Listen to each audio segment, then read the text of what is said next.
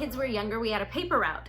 And so we would load all the kids up in the car. We thought it was a good way for them to make some money. And our youngest was, is Levi, and he was about 4 years old at the time. And so he thought it was so fun to grab a paper and hop out of the car and run up and throw it on the people's porch. Well, we're huge Nebraska Husker fans. And at the time we lived in Iowa. And Levi, because he was raised in a Husker loving family, was a Husker through and through at his 4 years of age.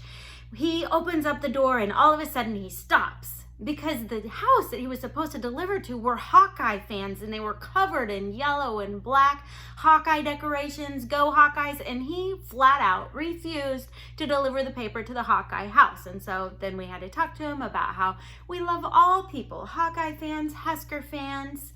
But the point is, because Levi was raised in a family that loved the Huskers, we talked about the Huskers, what they were doing, how well they were doing, their players, the coaches, the season.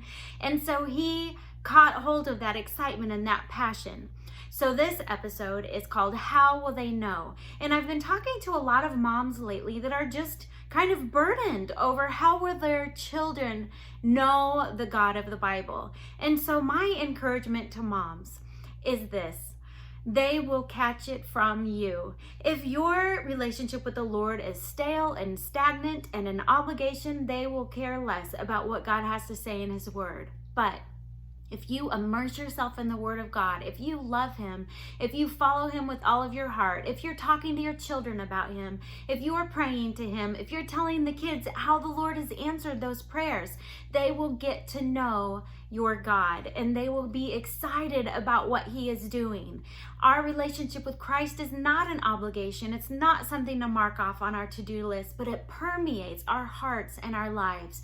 So how will they know who He is and what He has done? Because of you, because they have a mama who loves Christ, who talks about Him, who points out the various things that God is doing in the world around them, and they will be excited about what you're excited about.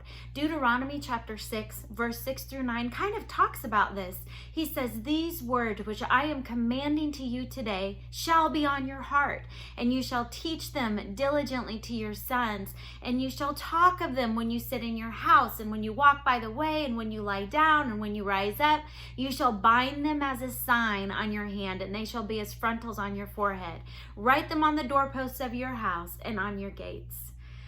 That is being saturated with truth. When we're saturated with a passion for something, it comes out. And your children will be affected by the Word of God as they see Him work in your life, as they hear you talk about Him and give honor to Him, and they cannot help but understand and know who God is as a result of your example to them.